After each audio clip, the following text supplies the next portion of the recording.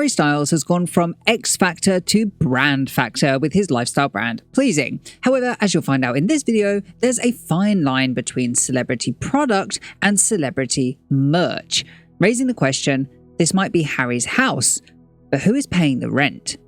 Super quick, thank you to everyone that voted on this poll on my post tab. I do hear you loud and clear. This video was the first that was released early for channel members, and I'm currently working on the next 2 as I work in batches. So before I fly for Fashion Week on the 17th, you will have both of those. Feel free to sign up for channel memberships down below if you can afford it, no pressure whatsoever. Alright, so the timeline is as such. Sometime in 2020, the brand is conceived initially as a nail polish line. Their founding principles are either finding those little moments of joy and showing them to people, or highlighting talented people who might not necessarily have the light shone on them and collaborating. 25th of May 2021, the company is formally established in the UK. Harry Styles and his former assistant Emma Spring are in the top roles, whereas all shares of the company are with Erskine Records, which is Harry's record label. It's later revealed that Molly Hawkins and Harry Lambert are co-creative directors, which makes total sense, as for a long time the pair have been Harry Styles' right-hand arm. Man, his everything, his confidant, his best friend, his silly rabbit. June 2021, Harry is spotted in Pleasing black hoodie. Teased fans are late night talking about it. July 2021, Pleasing sticker spotted on Harry's phone case. He also had an Instagram post with the tagline "Find Your Pleasing" around this time pre-launch, but I couldn't find the exact post or the exact date. The 15th of November 2021, they debuted on Instagram with 3 posts announcing the brand, none of which include Harry himself. Despite this, they immediately gained 500,000 followers. That same day, Instagram user TrendMood1 leaked the full product line, including merch, which of course later turned out to be sweatshirts in white and black. Again that same day, an interview with Days magazine was launched as an announcement, and it included that nail influencer Sigourney Nunez was their first collaborator as a nail tech, highlighting talented people. It's a real point within the Days article. They also simultaneously announced an ethical marketing scheme, a term here used to mean the promotion of good deeds in the hopes that it positively reflects on the company and encourages sales, when they partnered with a non-profit called Nest, which champions handcraft work. It's important to note that Nest is an independent charity, so unlike something like the Rare Foundation Fund, it is not there for tax reasons. It seems like a very genuine endorsement. Watch this video if you think I'm being needlessly shady of Rare Beauty here. So, thus far, this is basically just their launch strategy, and there's not really much to say about it other than to point out it's really classic for a celebrity line. Build hype through celebrity endorsement to sell semi-related products. Their differentiators here would be the fact that Harry Styles is a celebrity, and also the fact that they are highlighting creative voices and charities. However, their differentiator is not that they are selling genderless nail polish, as some sources state, as quite literally at the same time, Machine Gun Kelly, Lil Yachty, and Pharrell's Golf Le Fleur all debuted genderless or male nail polish at the same time. So competition in that was just too strong for them to bank on it, which is what likely led to March 2022 when they underwent a full rebrand of the aesthetic of Pleasing to go along with a new collection called Shroom Bloom. The face of this campaign was Fleetwood Mac's drummer Mick Fleetwood, so he is the other part of highlighting talent. The collection was partnered with a charity called Cool Earth that works to protect rainforests, ecosystems, and the climate crisis. The visual language is notable though, as prior to this, the branding was very separate from Harry Styles' personal colourful brand, whereas this rebrand is undeniably just a distillation of that colourful branding that we were seeing at this time with all of his album work. Sorry, I feel like I didn't put enough emphasis on this. So they started it as a celebrity brand and then released it on their own Instagram without the celebrity endorsement until they followed it up with some celebrity endorsement. And then now they've gone back to distilling his personal brand. So they're kind of already a bit confused whether this is totally for Harry or it's not for Harry fans. It's confusing already at this point, and that will be a theme basically throughout this entire video. 18th to the 20th of March 2022, a series of 3 pop-ups launched in London, New York, and LA, Mostly it went phenomenally well. Some people complained that the spaces were a bit sparse, which probably means that they just didn't get as much organic reach online as they would in later pop-ups, but it was still very successful. April 2022, they had a pop-up at Coachella where fans received free manicures. The talent highlighted in this campaign was nail artist Brittany Tokyo, who I was able to interview for this project. What is interesting is that already by now, their success in experiential marketing, a term here which means a tangible marketing event intended to convey the world building of the brand, was felt within that customer base by her. She said, quote, "What stood out most was that visitors were not only interested in the products themselves, but in the entire retail experience, including the visual identity, the spatial design, and the strong sense of unity across the team. Many people seem to value the experience of engaging with the brand as much as the products. Our nail team provided nail art experiences using pleasing products for visitors, and it felt less like a standard service and more like an immersive brand interaction. Customers appeared to see it as an opportunity to actively participate in and embody the pleasing brand rather than simply observe it." June 2022, Jennie wears pleasing sweatshirt during the Born Pink tour for Blackpink in another seemingly genuine organic endorsement, although the connection between Jennie and Harry, I don't know it. July 2022, the collection Hot Holiday is launched. It includes 4 new nail polish colors and 2 skincare products named the Pleasing Spritz and the Everybody Oil, which was their first foray into fragrance, technically. For this, they partnered with Queer Circle, which is an LGBTQ+ charity that organizes creative workshops, amongst other things. It also marks another slight shift in the visual language away from the psychedelia of the Shroom Bloom rebrand into a more Scandi-esque, or I like to call it Matisse-esque, aesthetic, which they would pretty much stick to from here on out. September 2022 announced their first makeup collection with designer Marco Ribeiro, which debuted with his Spring-Summer 23 fashion presentation that month. I also interviewed Ribeiro for this project, and much like Brittany before, he also had an incredible amount of control within the project. Quote, "The creative process was incredibly smooth, and I was given complete creative freedom to create whatever I wanted. I was involved from A to Z in the entire creative process, from the initial concept to the development of formulas to achieve the desired effects for the chosen colors, as well as the packaging and the full visual direction of the campaign imagery." This is incredibly rare in retailing. To have true creative agency over a collaboration like this, it just speaks so directly to a genuine desire from the brand to uplift creative voices. It perfectly encapsulates how genuine their original ethos was. Unfortunately, however, both Brittany and Marco said their collaborations, while they're very grateful for them, have minimal long-term positive effects on their business. And to be honest, I put that down to the fact that still at this time, the brand was a celebrity passion project. Therefore, their customer at the time was just not engaged in learning about new creatives from the brand so much as just engaging with fan service.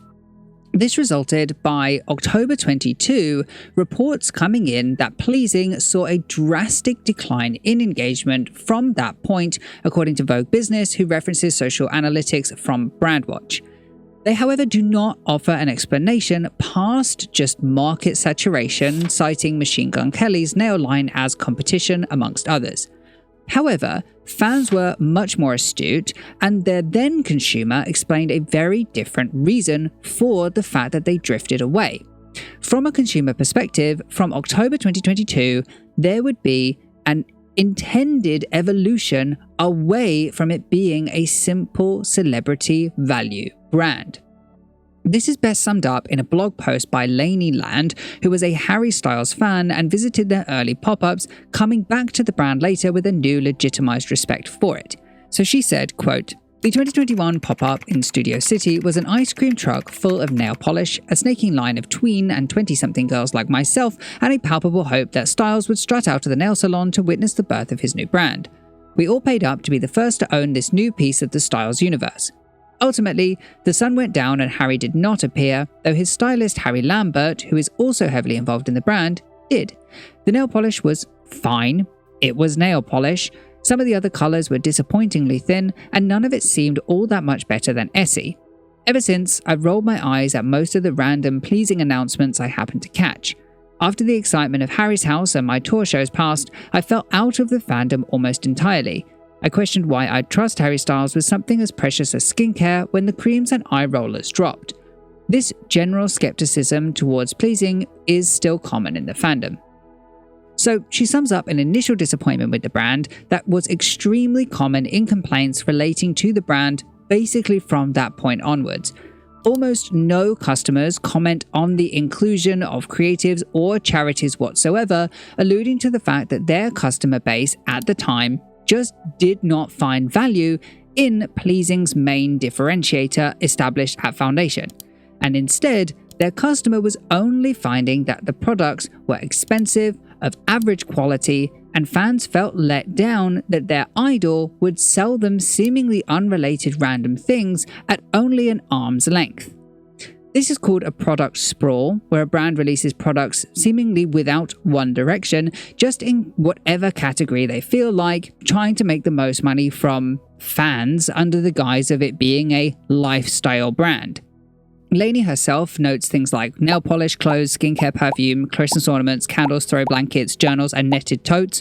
But of course, there was much more than that. There was key rings, beanies, underwear, dressing gowns. I mean, really, the list goes on. There was a lot of products. And let's be honest, what do any of these things have to do with each other? They're completely different product categories. So it's understandable that removed from the cultural capital of Harry Styles himself, as happened after October 2022, it becomes difficult for a consumer to identify what differentiates these products beyond the celebrity distance added value. TLDR, pleasing was not yet galvanized as a cohesive lifestyle brand yet.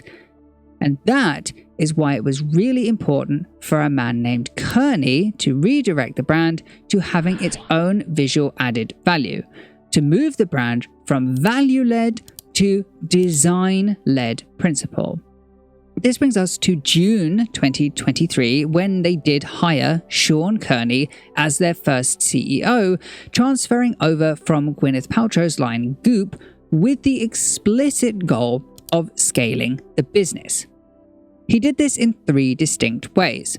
Firstly, pushing the community aspect of the brand with examples in August 2023, when they did really a frankly brilliant experiential seeding marketing strategy, by which I mean they sent then unreleased fragrances as free samples in customers' orders to build hype, build community, encourage sales, and recognize/thank customers. Also, another example of this is in September 23, when they pushed that H&M, not Balenciaga, smiley group of models in their advertising campaign. This was it was a little on the nose in comparison to what Britney had noticed before, but it was definitely part of this push to have more of a community aspect be a front and center selling point of the brand. Secondly, he did it with gimmicks, starting with the Big Lip lip balm, which was cayenne pepper flavored and really showed that off in adverts. They then started themed pop-ups in Austin with a cowboy theme and in Chicago with a 50s diner theme, both pretty much unrelated to the brand, but it did build interest through exclusive products and just novelty. And third, he pushed for scaling through using collaborations to position the business in a more upscale place. You see, thus far, the brand worked with genuine creatives like Britney Tokyo and Mark Ribeiro, but also with charities like Queer Circle. However, now their collaborations would be far less emotionally significant and more driven by brand alignment. Starting with Disney in September 2024, then with J.W. Anderson a few months later, their collaborations would no longer be down-market, championing small voices, but instead upmarket in order to help position the company with these big influential brands. It raises the social capital of the brand, especially in terms of if they were looking for a buyer in the future. This, unfortunately, however, was really the last straw in the removal of their original brand ethos, causing the brand to be basically unrecognizable from the David that it had once been. Now, it wanted to be a Goliath. And they weren't exactly subtle about this change either. Quote, We have been very focused on refining our business model to ensure scalability and alignment with market needs and customer preferences. We prioritize agility and adaptability to respond to market changes and customer feedback effectively, Kearney added. And in fairness to them, it really did work. We can see this really clearly in this Google Trends screenshot if you want to look at quantitative research, but we can also see that in the same blog post I quoted earlier from Lainey Bryce, qualitatively, she also goes on to describe how it is exactly this new corporate world building removed from the Harry Styles of it all, where she now finds value. In that interim period between her initial 2021 experience and the 2024 writing of her blog post, she explains that it's patronized by a distinctly engaged consumer now who finds enough added value in the simple visual language of the brand to pay their high prices regardless of the founding celebrity endorsement. This is exactly why they got rid of that humanistic joy of championing small creatives. People didn't relate to it, and they reacted to corporate joy better. And if that is the case, it seems foolish to disparage that choice, even if it seems off-brand from the founding principle, and even if they did literally nothing to slow the increasingly ridiculous product sprawl. In fact, in all of this time, there's only been one product added to that ridiculous product sprawl that I could find in which they did return to their original ethos, merging it with gimmick product. And that was in July 2025. So I probably can't show you pictures of this one, but Pleasing expanded into personal care with a collection called Pleasing Yourself that famously included a vibrating object. By far, and I mean by miles, the most media exposure that the brand has seen since launch, and interestingly mirrors when Goop released their vaginally flavored candles, something which happened while Pleasing CEO Kearney was deep inside that brand. The connection here escapes no one. It's a brand extension technique, a term used here to mean something gimmicky to keep the brand name in your mind so that you don't forget it. It's pretty widely criticized for being lazy or desperate or pandering to a Harry Styles fan. However, in its defense, this is the first time in really quite a long time that the brand has partnered with both a creative person, as it was made in partnership with Zoe Lignon, who makes sexual education content, and with a charity. However, Zoe's inclusion in this project was significantly harder to learn, as the Planned Parenthood bit was used significantly more predominantly in the marketing, as you can see here from these balloons. But what's even weirder about this is that if we have established that the reason Kearney was brought on is to prep the brand for not being a wealthy person's passion project and for not being Harry Styles fans' fan service and instead prep the brand for sale, private equity, whatever, then why now return it to both of those things? Why return it to that initial ethos, and why return it to something that was so closely linked to Harry? Even his voice was used in the advert. It just doesn't make a lot of sense when you think they've done so much work to get away from that initial unsuccessful version of the brand. I genuinely don't have an answer to that, but there is one more thing that could be a clue. In January 2026, the shares in the company changed hands. So previously, the company was entirely held by Erskine Records Limited, which is Harry's record label. This is something I assume that was done just to protect himself from debt if things went south. He can write it off under the record label, doesn't affect him personally. But in January 2026, it was entirely taken over by Harry. Actually, the records can only give accuracy to over 75% technically, but I checked all the other documents and it is always held within Erskine Records Limited as far as I can see. So either now Harry has 75% plus of the shares within the company and Erskine Records Limited just have whatever remains, or Harry now owns the entire company outright, personally, directly to him, no intermediary. This is not common at all for a regular celebrity brand. However, we do know that Harry Styles does own his other companies outright. He has, I think, 4 different ones, including Erskine Records. However, In this case, because it is so risky, it does make me wonder whether we will be seeing something big from the brand very, very soon.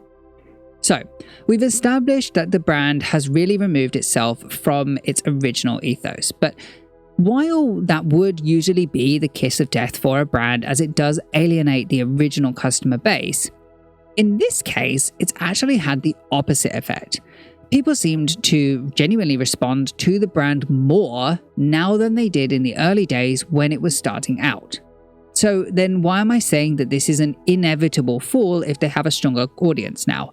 Well, to explain that, let's look first at the strengths, weaknesses, opportunities, and threats of the brand. This is called a SWOT analysis, and it's a pretty standard analysis tool in marketing. It just analyzes where the brand is and where it might go in the future.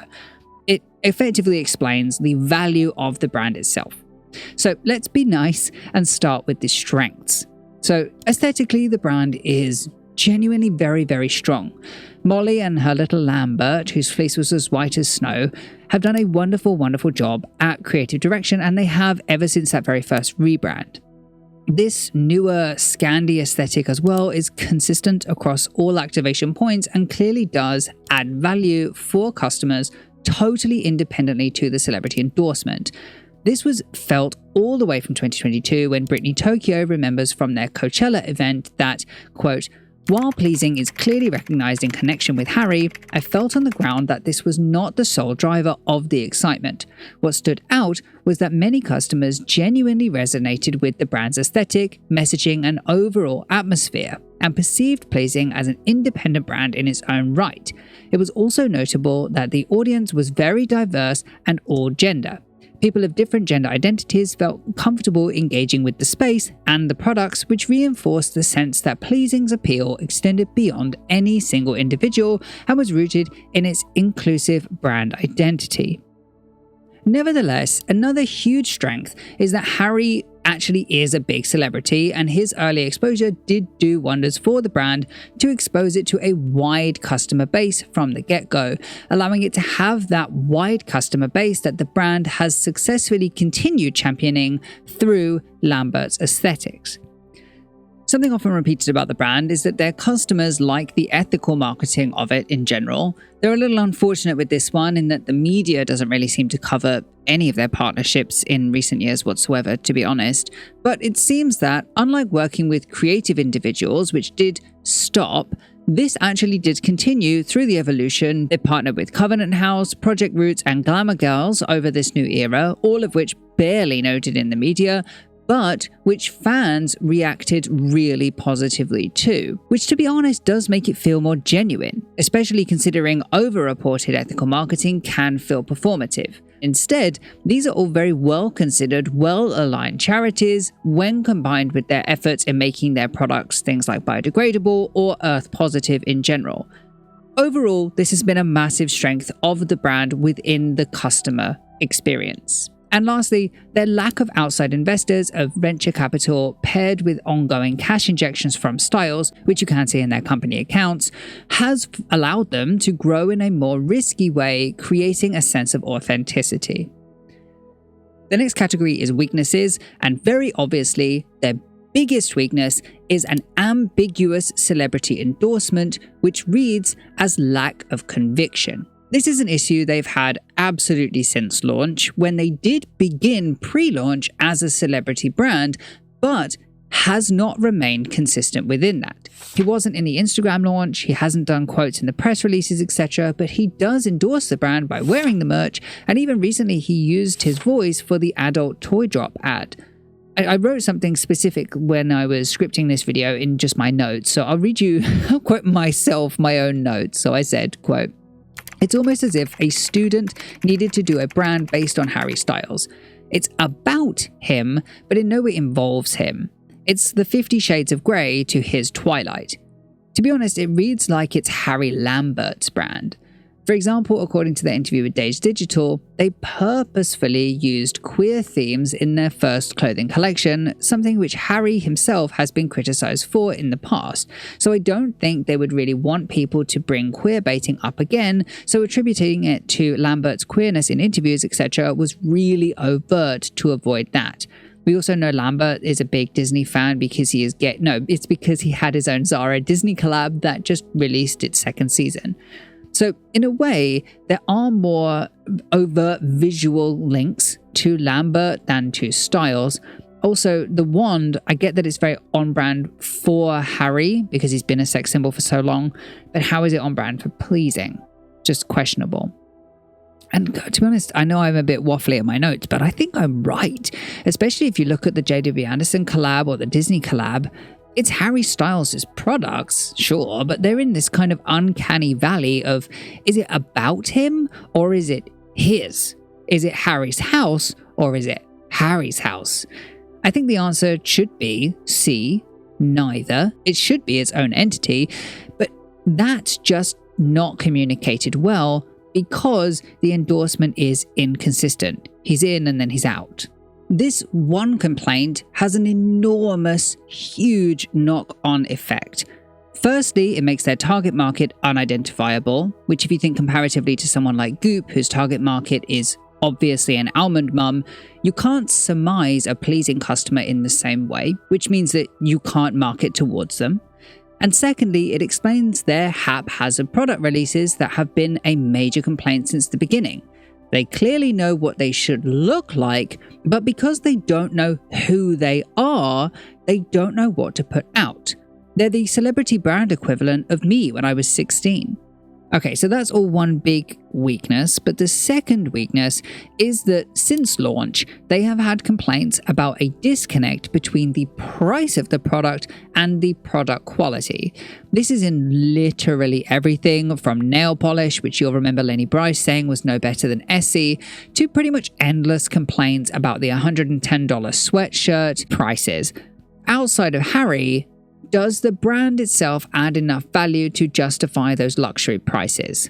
In the same vein, the aesthetic language they use is masterfully done, but it isn't unique. Scandi style is even a little dated at this point, and I feel like I can name several brands, even one that I've covered on both of my channels, that have a similar aesthetic. I've done Glossier, Jerf Avenue, Euphoria Gunny. There's a lot.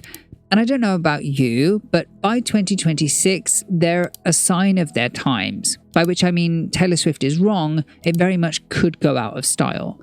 So between this and the fact that they're leaning on the distillation of styles as style, I wonder if this is why we're seeing their push into gimmicks like the adult things and their themed pop-ups, almost as if to suggest that the brand struggles to get interest or conversions when the celebrity who's introduced it is satellited. Alright, so next is threats, and then we can end on a semi-positive with the last one. So the threats kind of depend on how you see their positioning.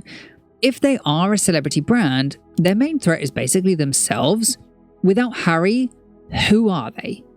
If you see it as a lifestyle brand, then the threats would be other celebrity lifestyle brands that are just more clear in who their target customer is, both of which can be encroached by other brands quite easily due to the problems with positioning ambiguity and a poor product range focus, which both lead to easy imitability. And the last one on the SWOT we're going to do is opportunities. So firstly, obviously their biggest opportunity is refining their product portfolio. It's too sprawling right now to feel considered, and frankly they really need to focus on the product differentiation of their hero product lest it gets lost in competition. This will allow them to leverage their fan base in a more effective way.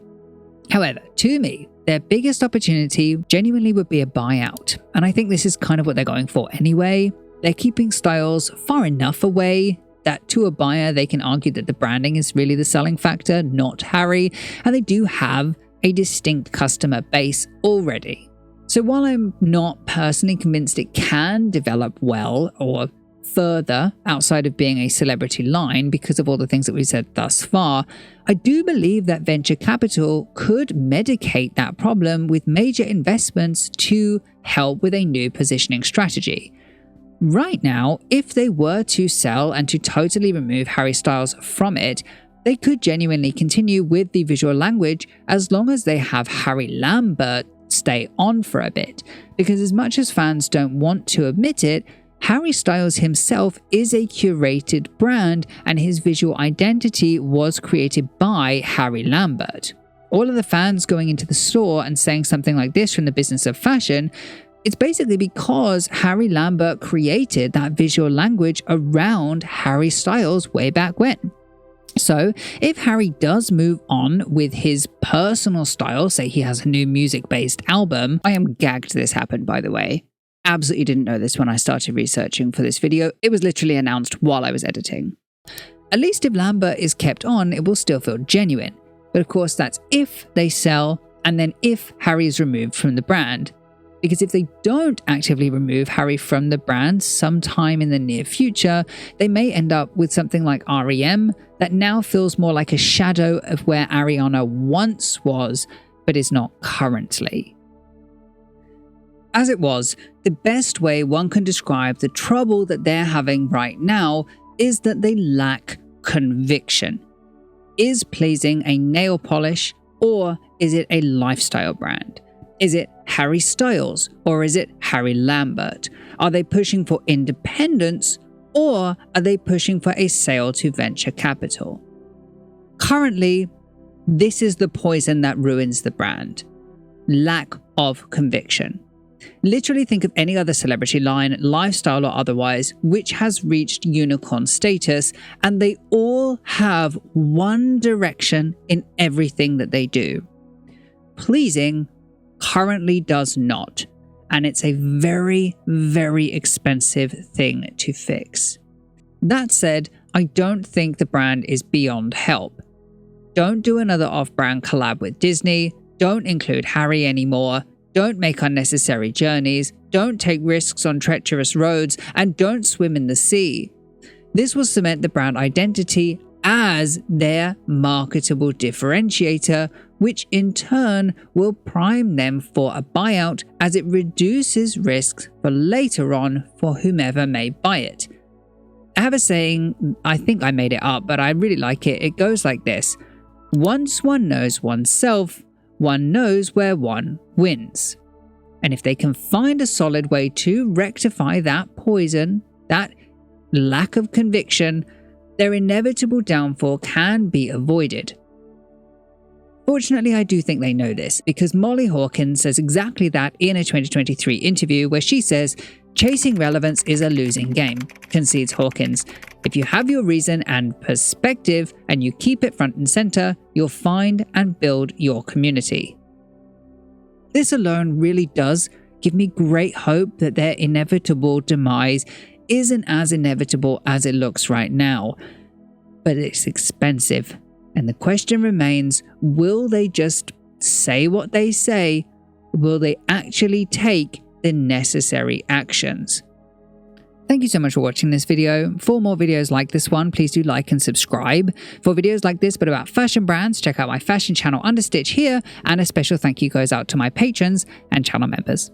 All content used in this video is done so in accordance with the principles of fair use. However, if you have any concerns, please contact me directly at contact@understitch.co.uk.